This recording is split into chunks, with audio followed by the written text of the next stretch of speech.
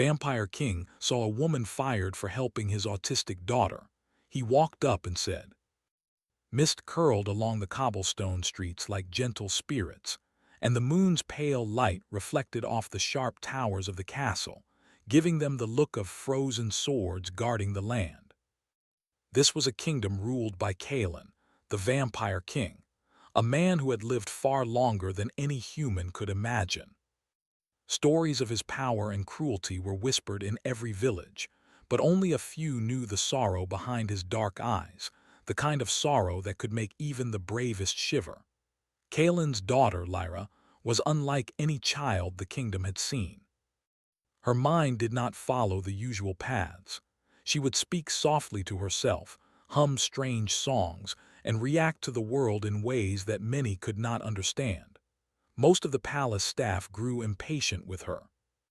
They would scold her for small mistakes, leave her alone when she cried, and complain about her strange ways. But Kalen, who seemed cold and untouchable to the outside world, loved his daughter more than anything. Still, he could not always protect her, not from the misunderstanding of others, nor from the loneliness she felt in the grand, empty halls of his castle. One chilly morning, a woman named Elira Vale arrived at the palace gates. She came from a distant village, known for her gentle heart and healing hands. Elira was not born into wealth or privilege, but she carried with her a quiet strength that could calm even the most troubled minds.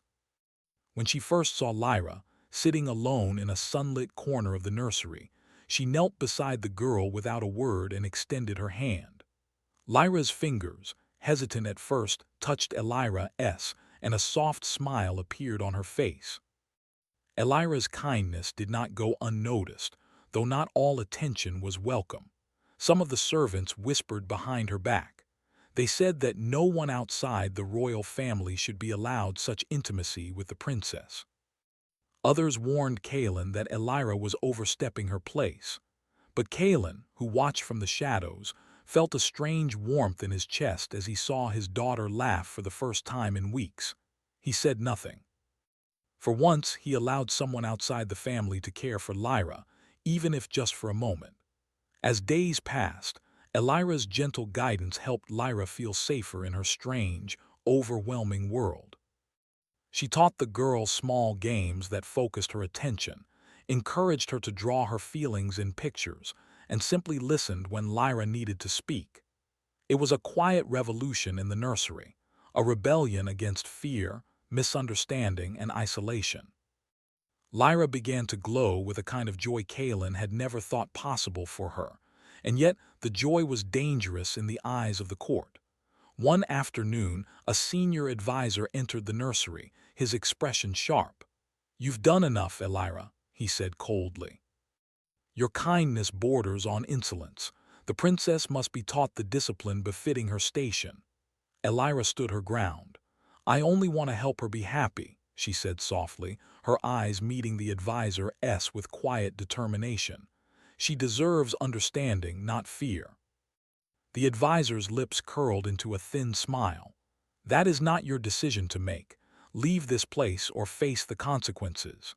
Kalen, hidden behind the tall curtains of the nursery window, felt a surge of anger. He had not expected to feel protective of an outsider, but something in Elira's calm courage reminded him of what he had once been: human, compassionate, and willing to challenge the world for someone he cared about. Still, he could not yet reveal himself. He watched silently as Elira's eyes lowered, her hands trembling slightly as she gathered her belongings.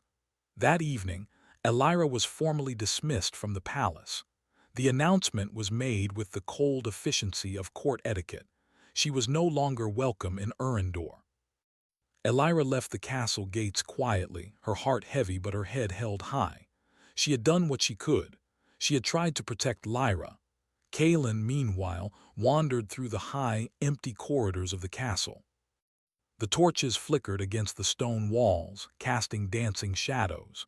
He could hear the faint echo of Elira's footsteps leaving the grounds, and an unfamiliar ache spread across his chest.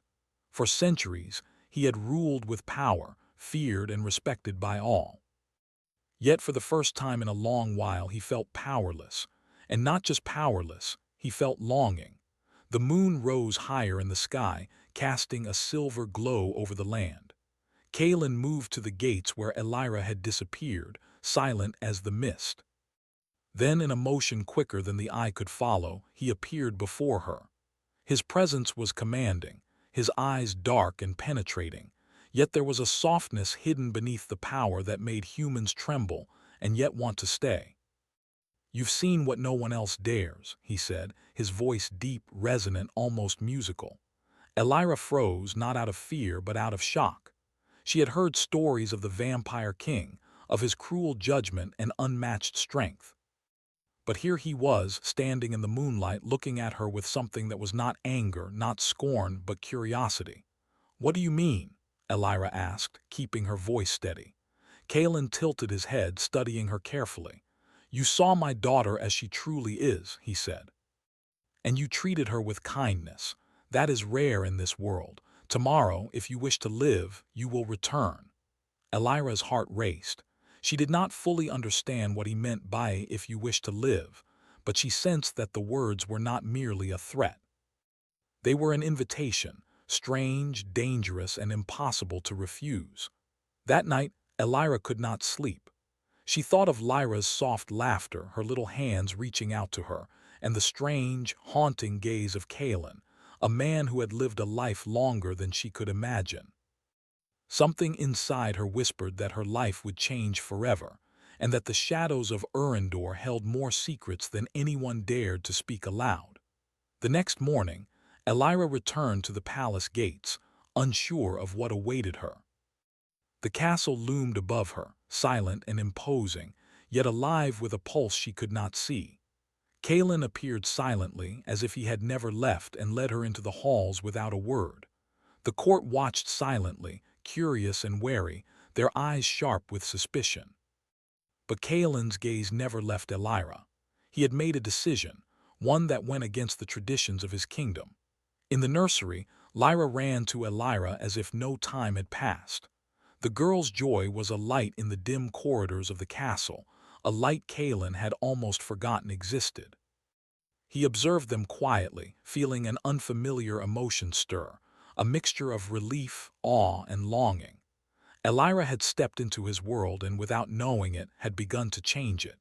Yet, even as the warmth filled the room, danger lingered at the edges of the castle. The whispers of the court were growing louder. Not everyone welcomed Elira's presence. Some feared the bond forming between the healer and the princess. Others feared Kalen himself, wondering if his heart could truly be touched after centuries of darkness. And somewhere deep within the shadows of Urindor, enemies watched, waiting for the right moment to strike. Kalen's heart was a storm of conflicting emotions. He was drawn to Elira's bravery, her kindness, her unwavering courage. Yet he knew that allowing her close to his family could bring peril. He had learned long ago that love in his world often carried a heavy price, a price paid in pain and sacrifice. But as he watched Elira kneel beside his daughter, teaching her to laugh, to express herself, to feel safe, he felt something he had not felt in centuries: hope. That night, as Elira rested in a small room prepared for her by Kalen himself, the Vampire King stood at the window, gazing at the moonlit kingdom. His mind wandered to the fragile human before him, and to his daughter, whose innocence and courage could not be contained by the heavy walls of the castle. The wind whispered through the towers, carrying a promise and a warning. The world outside would not forgive the bonds forming within these halls. Kalen's hand brushed against the pendant he always wore, a relic of his family, a symbol of the curse that had made him who he was. He wondered if it was possible for a being like him, a vampire bound by centuries of darkness, to care for someone as mortal and fleeting as Elira. And yet, he could not deny the pull, the connection that had already begun to weave between them. In the quiet of the night, Kalen finally spoke, his voice a low murmur, almost a whisper. "Tomorrow begins something no one in this kingdom can stop, not even me." The shadows of the castle seemed to lean closer, as if listening. And in the distance, the mist of Urindor swirled like silent witnesses to the beginning of a bond that would shake the foundations of the kingdom, challenge the ancient rules of power, and awaken emotions Kaelin had thought long buried. And somewhere deep inside, both king and healer sensed it. Nothing would ever be the same again. The morning sun barely pierced the mist over the kingdom of Urindor, yet the castle already hummed with activity.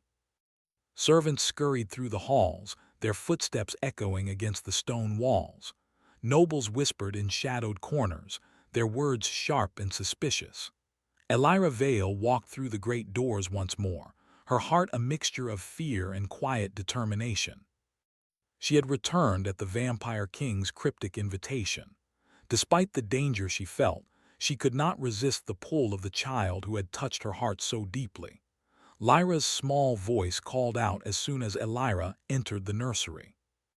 "Elira!" The girl ran into her arms, laughing softly.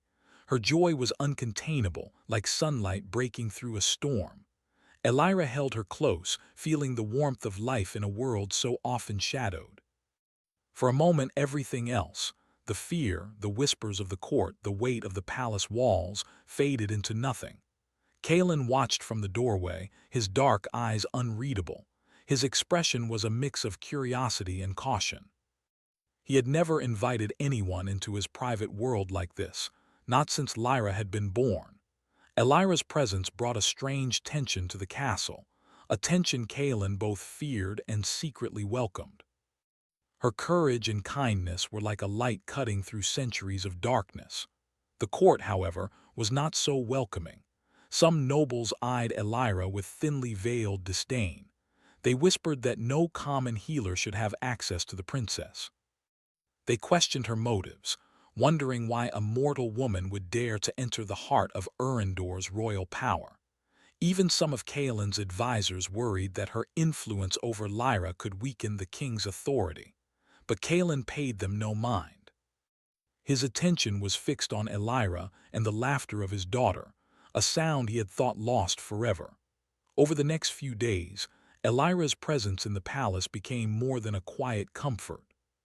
She began teaching Lyra to express herself in small ways, drawing her feelings, singing her favorite songs, and exploring the gardens under Kaelin's careful watch. The princess's joy was infectious, spreading through the corridors like the first rays of dawn. Kaelin found himself drawn to the nursery more often than he would admit, his gaze lingering on Elira as she knelt on the floor, patiently showing Lyra how to hold a brush or string beads into colorful patterns. There was a subtle tension between Kaelin and Elira that neither could ignore. She was human, mortal, fragile, and yet her spirit was stronger than many he had known in centuries of life. He felt something awakening in his chest, a longing he had buried deep beneath his centuries of solitude. Elira, in turn, sensed the darkness that surrounded him, the power and sorrow hidden beneath his royal exterior. She did not fear him, not truly, and that alone made him unsettled. No one had ever approached him with such courage and quiet understanding. One evening, as the sun dipped behind the jagged mountains, Kaelin called Elira to the balcony overlooking the northern gardens. The air was cool, carrying the faint scent of roses and earth. Elira followed him, her heart pounding with anticipation and unease. "You are brave to return," Kaelin said, his voice low and almost musical. "Many would have fled after yesterday." "I could not stay away," Elira replied softly. "Lyra, she needs someone who understands her. I cannot just leave her alone." Kaelin's gaze softened, though only slightly. Most cannot see the world as she does, and most, when faced with difference, fear it or despise it. You, however, you choose to help." His eyes searched hers, seeking the answer to a question he had long stopped asking anyone. "Why?" Elira hesitated, then answered honestly. "Because she is a child. She deserves love, patience, and someone who will see her for who she really is." "I cannot help her if I do not try." Kaelin said nothing for a long moment. The wind whispered through the balcony, carrying with it the distant cries of the city below. His centuries of life had taught him that attachment leads to weakness, that love brings danger. And yet, he felt the stirrings of something he had long forgotten, hope, fragile and trembling, but undeniable. The next day, Elira noticed that her movements within the palace were being watched more closely. Servants and guards lingered in doorways, their eyes sharp with suspicion. Some of the nobles whispered openly that she was taking liberties with the princess. Rumors began to swirl, carrying questions and doubts about her motives. Elira, however, faced each challenge with calm resolve. Her focus remained on Lyra, whose laughter now filled the halls and softened Kaelin's stern heart. Kaelin, meanwhile, was dealing with his own internal struggle. He had ruled Urindor for centuries with power and fear, yet Elira's presence made him question the very foundations of his life. He found himself longing for her approval, for her quiet understanding, but he also feared the danger her closeness brought. Mortals were fragile, and in his world fragility could be fatal. Yet the pull between them grew stronger with each passing day, a tension neither could fully resist. One afternoon, a council meeting was called. Kaelin's advisors spoke in hushed tones, their faces lined with worry. "Your Majesty," one said, "this woman's influence over the princess could destabilize the kingdom. She is not of noble blood. Her presence may lead to rebellion or unrest." Kaelin's eyes darkened. "And yet," he replied slowly, "she has done what none of you could. She has brought happiness to my daughter." His voice, though calm, carried a warning. "No one in this castle touches her without my permission." The advisors shifted uneasily, knowing that Kaelin's temper could be as dangerous as the night itself. Elira, though present, felt the weight of the room's tension. She could sense the danger that came with her closeness to Lyra and Kaelin, but she also understood the unspoken truth. She had become part of this family, whether the court accepted it or not. Later that evening, Kaelin approached Elira in the nursery, where she was helping Lyra tie a small ribbon into her hair. The princess giggled, delighted by the colors, and Kaelin felt a pang of emotion he could not name. "You are difficult to forget," he murmured, his voice barely above the sound of Lyra's laughter. Elira looked up at him, meeting his dark gaze with calm eyes. "I do not wish to be forgotten," she replied quietly. "Nor would I forget her or you if I tried." Kaelin's expression shifted for a moment, a flicker of vulnerability crossing his features before the mask of the vampire king returned. He turned to leave but paused at the door. "Be careful," he said. "The world beyond these walls does not forgive the bonds forming within them." That night, Elira lay in the small room provided for her by the king. The moonlight spilled through the tall window, casting silver patterns on the floor. She thought of Kaelin, of Lyra, and of the tension that had begun to thread itself through the castle halls. Despite the danger, she felt a strange peace. She had never expected to find a place in a world so full of shadows, yet here she was, standing in the heart of it, her heart open and her courage steadfast. Kaelin, meanwhile, paced the corridors above, his mind restless. He had never encountered a mortal who stirred such emotions in him. Elira was human, vulnerable and fleeting, yet she had awakened something he had long thought lost, the desire to care, to protect, and perhaps even to trust. He stopped at the balcony overlooking the northern gardens, staring at the moonlit paths where shadows and light intertwined. The wind carried whispers of danger, of old grudges and hidden enemies, yet for the first time in centuries, he felt that some things were worth the risk. Over the following days, the bond between Elira, Lyra, and Kaelin deepened. Elira's patience and understanding brought light to Lyra's world, and Lyra's laughter and innocence, in turn, softened the darkness around Kaelin. Yet tension remained. The court's suspicion grew, as did the invisible pressure of the kingdom's politics. Every day brought new challenges, whispers of rebellion, subtle threats from nobles, and the ever-present danger lurking in the shadows beyond the castle walls. One evening, as the three of them sat in the nursery, Lyra clutched Elira's hand. "Will they let you stay forever?" she asked, her voice small but urgent. Elira smiled gently. "I will stay as long as I am needed," she said, her eyes meeting Kaelin's for a brief moment. The king's expression softened, though he said nothing. Words were not always necessary. The connection between them was deeper than speech, a bond of trust, courage, and unspoken longing. But the calm of that moment was fragile. From the highest towers, Kaelin sensed a disturbance in the kingdom. Shadows moved where there should be none. Whispers of rebellion and danger reached even the quiet nursery. He knew that the peace they had found was only temporary. The bond forming between Elira and his daughter, and between himself and Elira, was strong. But the world outside their small circle would not accept it without resistance.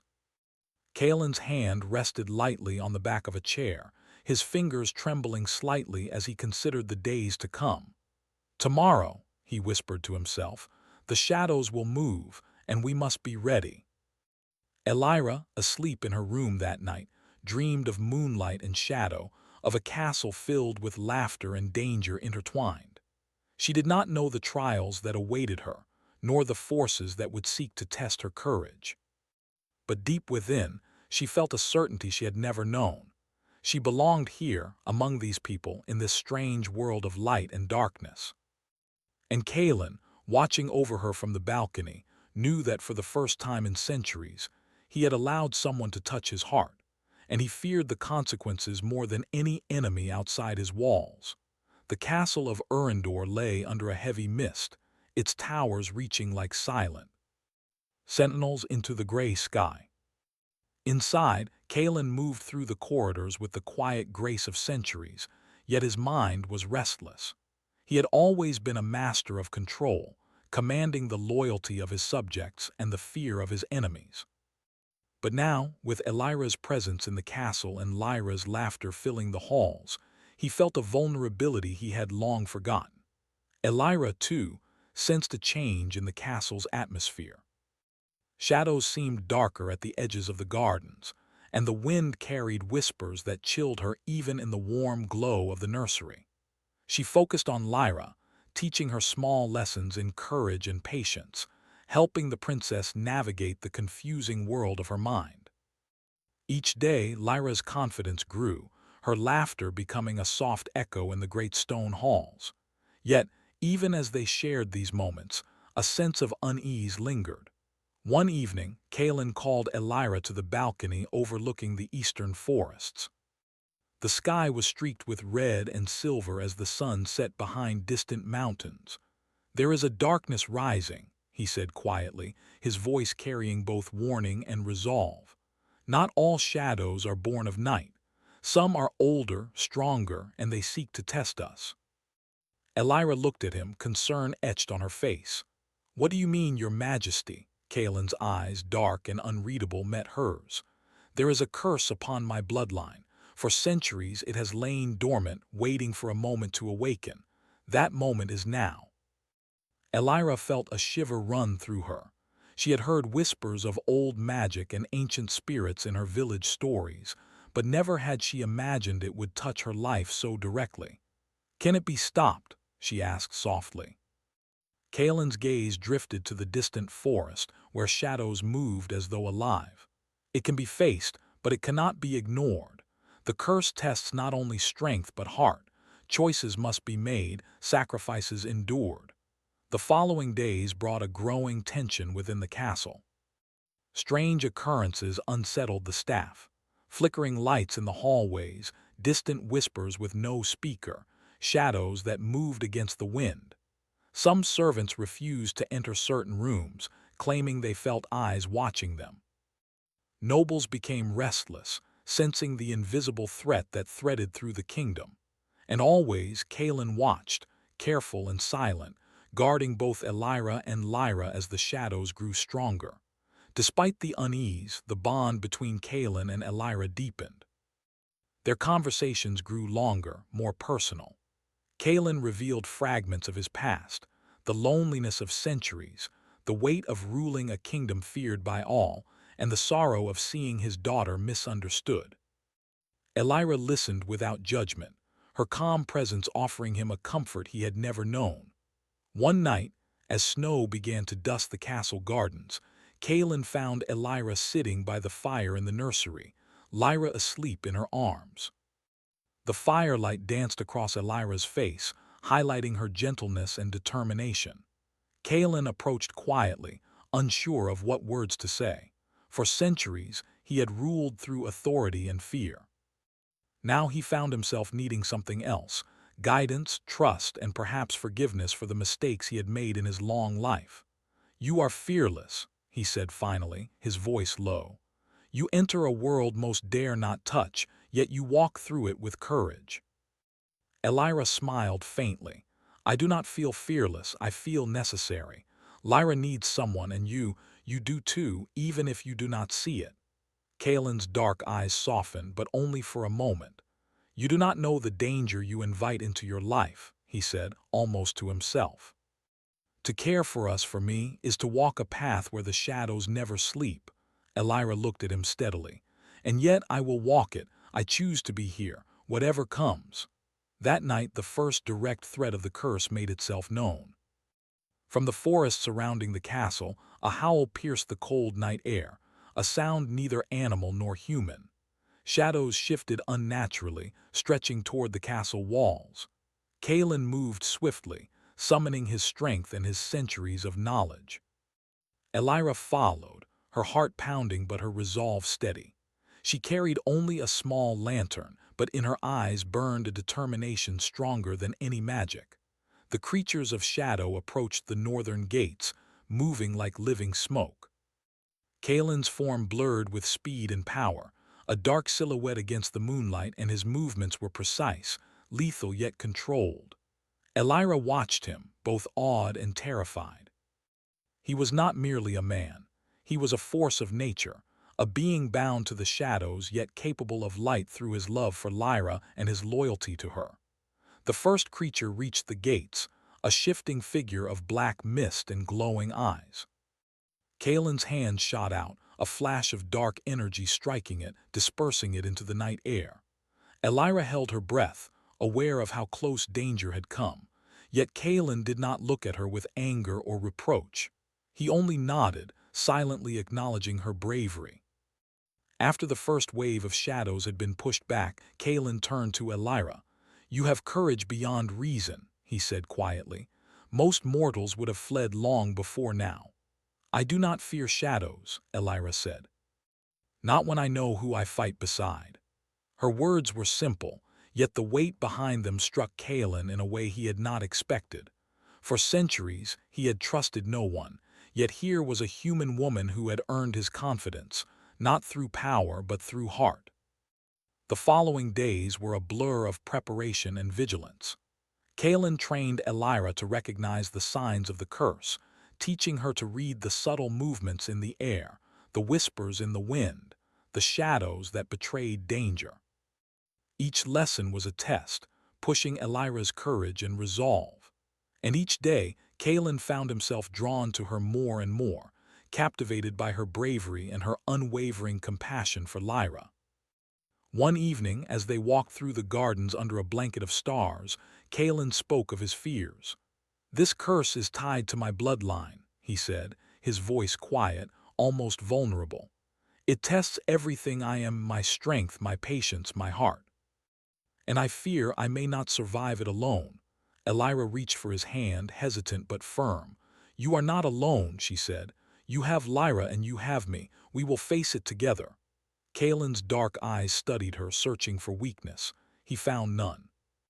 Only courage, and a strange warmth he had not felt in centuries. Yet even as he felt a fragile hope, the shadows around the castle grew more restless. Whispers of ancient magic echoed through the halls, carrying threats unseen but deeply felt. Kaelin knew that the curse would not wait for them to be ready. It demanded confrontation, and every choice would come with a cost. The first true test came suddenly. During the night, a shadow surged through the nursery, its form twisting and changing with every heartbeat.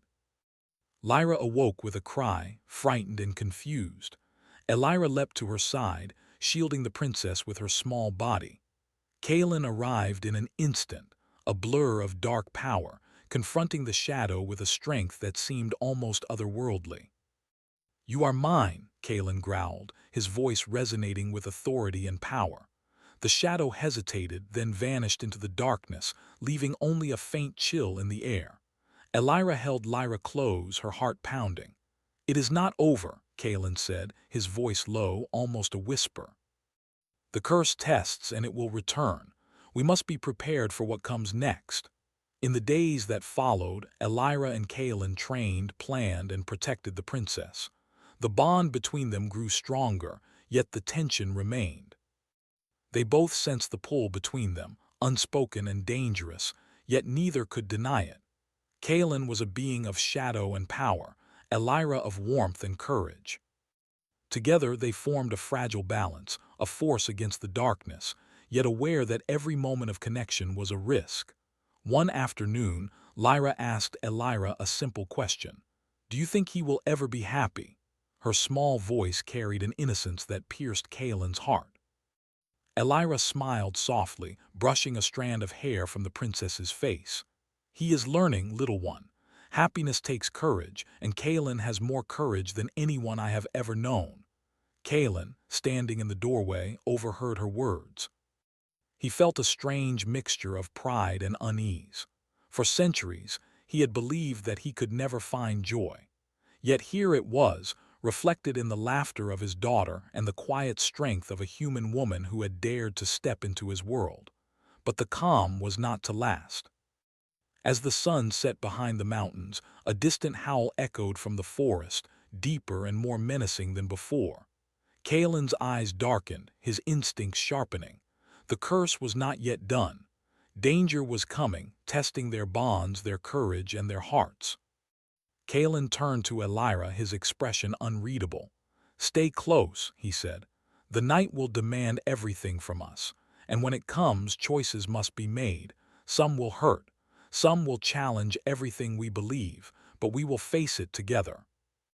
Elira nodded, her hand finding his. "Together," she repeated.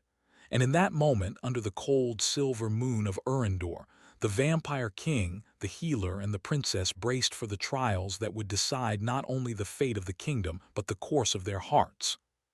The curse had begun, and there would be no turning back. The night had come over Urindor with a quiet menace.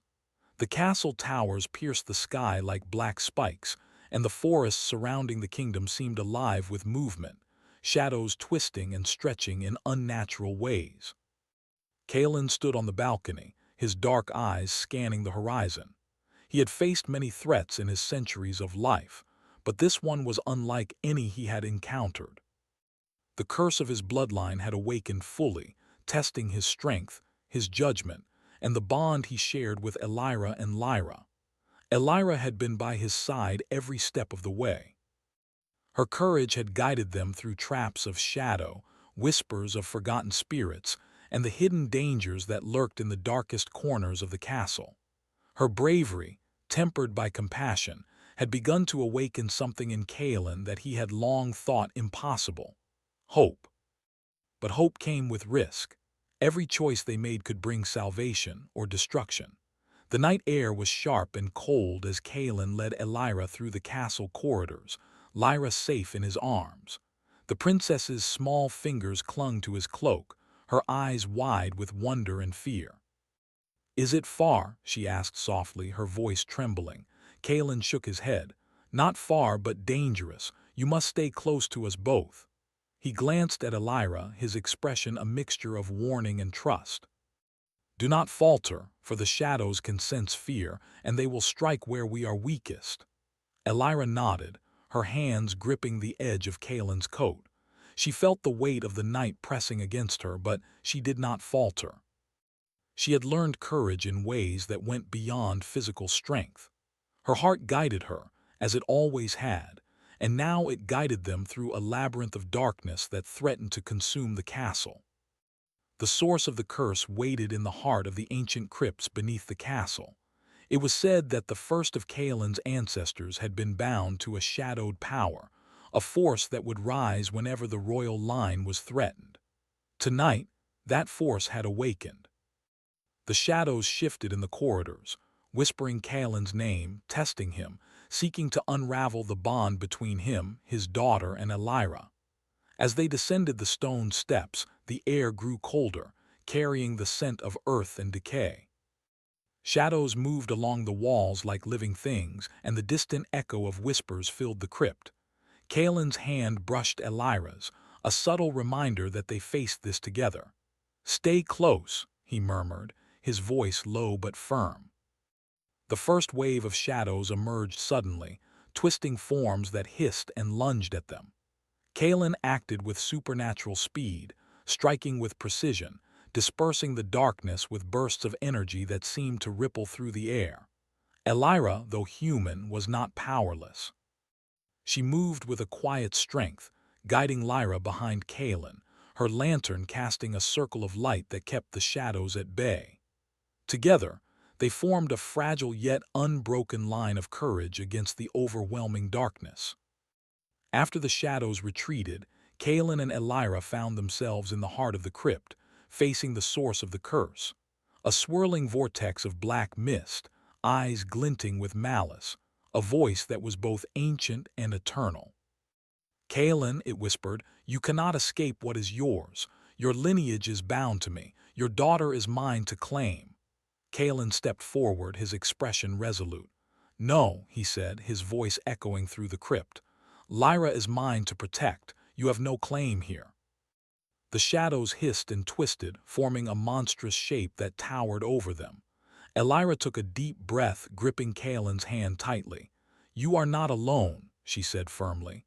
"We face this together, and together we are stronger than your darkness." The vortex of shadows surged forward, but Kaelin, Elira, and Lyra stood united. Kaelin drew on the strength of his centuries, channeling his power not for fear or domination, but for protection and love. Elira's courage acted like a shield, her presence reinforcing Kaelin's will. Lyra, though small, reached out instinctively, her pure heart shining with a light that even the shadows could not touch. For a moment, the crypt trembled as if the castle itself responded to the power of their unity. The shadows recoiled, hissing in fury, unable to penetrate the bond that held the trio together. Kaelin's dark eyes met Elira's, and in that look was understanding. The curse thrived on fear and division, but where there was trust and love, it had no power. With a final surge, Kaelin struck at the heart of the vortex, and Elira added her quiet strength, guiding the light toward the darkness. The shadowed form shrieked and dissolved, leaving only a faint mist that drifted harmlessly into the air. The crypt fell silent. Kaelin sank to one knee, exhausted but victorious. Elira rushed to his side, placing a gentle hand on his arm. Lyra, her small hands resting on Kaelin's shoulders, smiled brightly. "It's gone," she whispered, her voice filled with relief and awe. Kaelin looked at them both, his eyes reflecting a mixture of pride, gratitude, and something deeper, an emotion he had long kept buried. "Yes," he said softly, "it is gone. For now, but remember, the shadows never sleep completely. We must remain vigilant." Elira smiled, a quiet warmth in her gaze. "Then we remain together," she said. "No matter what comes, we face it as one." The following days brought a tentative peace to the castle. The shadows had been pushed back, the curse held at bay, and the bonds between Kaelin, Elira, and Lyra had strengthened. Elira continued to teach Lyra, guiding her through both play and patience, helping her discover new ways to understand her own mind. Kaelin, though still a figure of power and authority, softened around them, his centuries of solitude giving way to moments of tenderness and connection. One afternoon, Kaelin and Elira walked through the palace gardens, now bathed in soft sunlight. Snow from the night before glistened on the branches, and the air was crisp and alive. Kaelin's hand brushed Elira's, a small but deliberate touch. "You have changed this place," he said quietly. "And me." Elira met his gaze, her eyes steady. "We change each other. And perhaps that is how we survive the darkness." Kalen nodded, a rare smile flickering across his features. I once believed that centuries of life would teach me everything, but you have taught me more in weeks than I have learned in decades. Lyra ran ahead, her laughter echoing like music through the gardens. She paused to pick a flower and brought it back to Elira, her small hands trembling with excitement. For you, she said, smiling. Elira took the flower, her heart full, and placed it in her hair.